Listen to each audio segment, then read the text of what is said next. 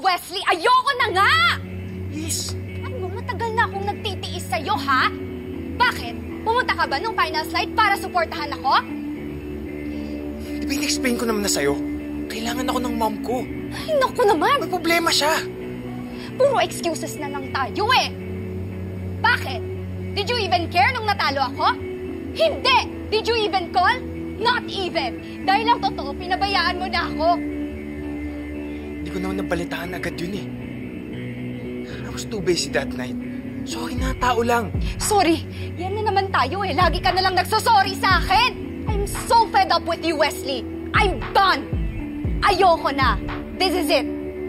I'm breaking up with you. Ali. No. From now on, I will block you from all of my socials. And I don't ever want to see your face. Goodbye. Tali!